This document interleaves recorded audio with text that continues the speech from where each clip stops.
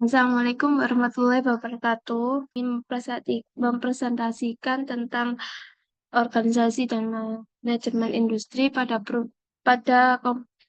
company. Perkenalkan, nama saya Alina Putri Cahyani, NPI 1412200134. Perkenalkan, nama saya Amanda Septiani dengan NBI 1412200136. Perkenalkan, nama saya Fani Nafianti dengan NBI 1412200156. Kenalkan, nama saya Raka Binti Azara dengan NBI 1412200169.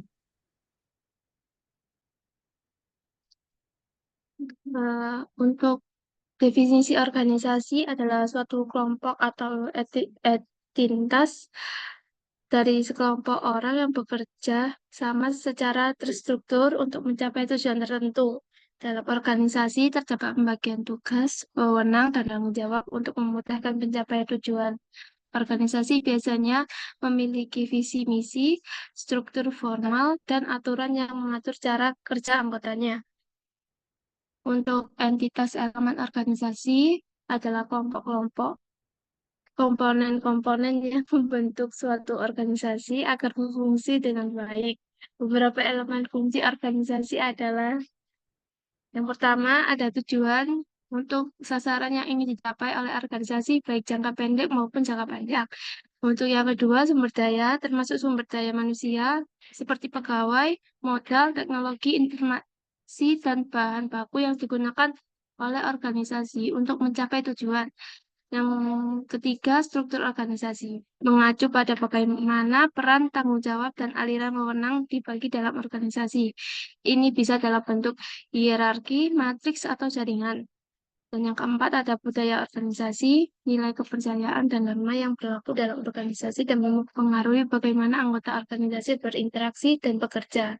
Dan yang terakhir ada lingkungan, yaitu organisasi beroperasi dalam konteks eksternal yang mencakup pelanggan, pesaing, hukum, ekonomi, dan tren sosial. Peran manajemen dalam organisasi, yaitu ada perencanaan atau planning. Manajemen bertanggung jawab untuk merencanakan strategi dan menetapkan tujuan organisasi, menentukan tindakan yang diperlukan untuk mencapai tujuan, serta membuat keputusan yang tepat.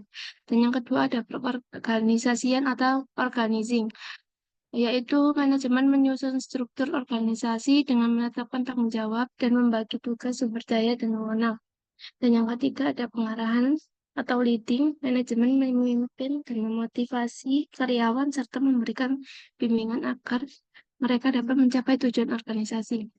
Dan yang keempat ada pengendalian atau controlling, manajemen bertanggung jawab untuk memonitor kinerja dan memastikan bahwa semua aktivitas sesuai dengan rencana. Jika terdapat penyimpangan, manajemen akan mengambil tindakan korektif. Dan yang terakhir adalah pengambilan keputusan. Manajemen harus membuat keputusan penting yang berhubungan dengan operasional, sumber daya, strategi, dan tujuan jangka panjang organisasi.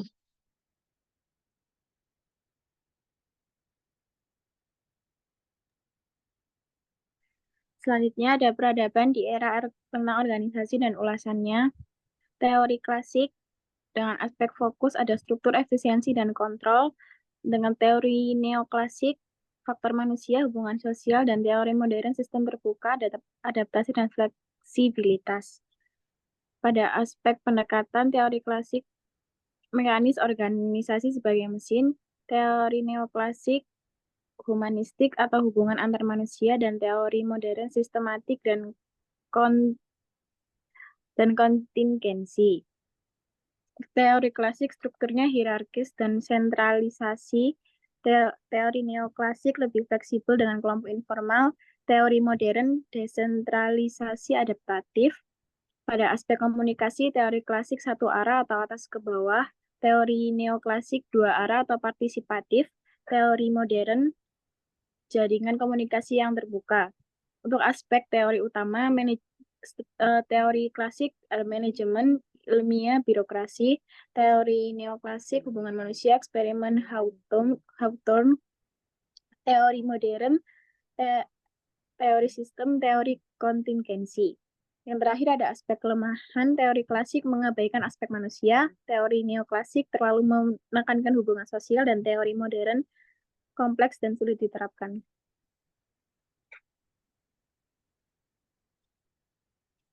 Berikut contoh organisasi industri dan proses inisiasi sampai decline.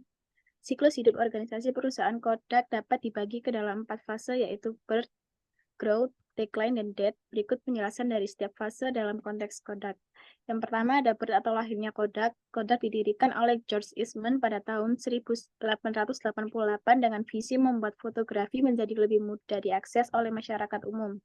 Inovasi utamanya adalah kamera portable pertama yang menggunakan gulungan film, yang memudahkan pengguna awam untuk mengambil foto tanpa peralatan yang rumit.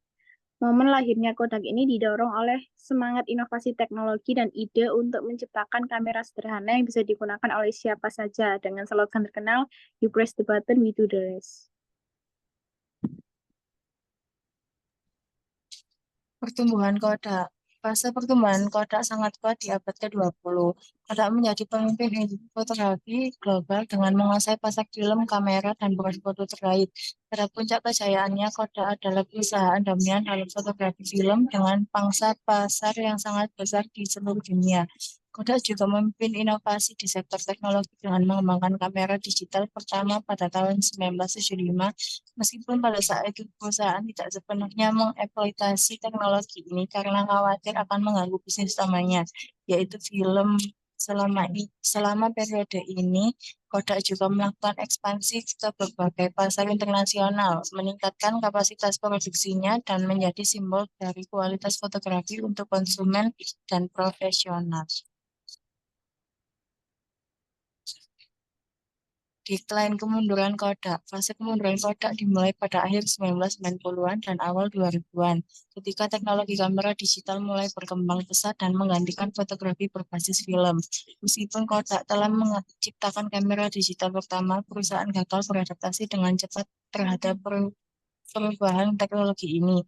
Kodak terlalu bergantung pada penjualan film dan tidak melakukan inovasi signifikan untuk mengalihkan model bisnisnya ke teknologi digital. Pada akhirnya, kemajuan cepat dalam teknologi digital dan kesalahan strategi manajemen dalam merespon tren pasar yang berubah membuat Kodak kehilangan posisi dominannya di industri fotografi. Kompetitor seperti Sony, Canon, dan Nikon mulai memimpin pasar kamera digital, sementara Kodak tertinggal dalam adopsi teknologi digital. Atau kematian Kodak. Fase kematian Kodak secara simbolis ditandai dengan pengajuan kebangkrutan di bawah chapter 11 pada tahun 2012. Hal ini mencerminkan kesulitan keuangan serius yang dialami Kodak akibat ketidakmampuannya beradaptasi dengan pasar fotografi digital. Bisnis film yang pernah menjadi sumber pendapatan utama Kodak secara bertahap menghilang dan perusahaan gagal melakukan diversifikasi yang memadai. Meskipun Kodak keluar dari kebangkrutan pada tahun 2013 dan berusaha bertahan dengan berfokus pada teknologi percetakan digital dan paten, era kejayaan Kodak sebagai perusahaan raksasa fotografi telah berakhir. Perusahaan ini tidak lagi menjadi pemain utama di pasar fotografi seperti dulu.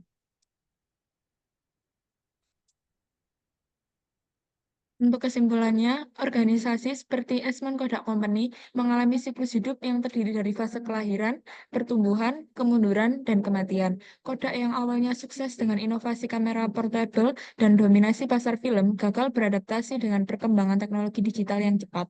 Meskipun menciptakan kamera digital pertama, Kodak terlalu bergantung pada penjualan film dan tidak melakukan inovasi yang cukup, sehingga kehilangan pangsa pasar. Akhirnya, perusahaan ini mengalami kebangkrutan pada tahun 2012 dan tidak lagi menjadi pemain utama dalam industri fotografi. Penekanan pada pentingnya manajemen yang adaptif dan inovatif dalam organisasi sangat jelas, terutama dalam menghadapi perubahan teknologi dan pasar. Sekian dari kelompok kami. Terima Terima kasih. kasih. Wassalamualaikum warahmatullahi wabarakatuh. Warahmatullahi wabarakatuh.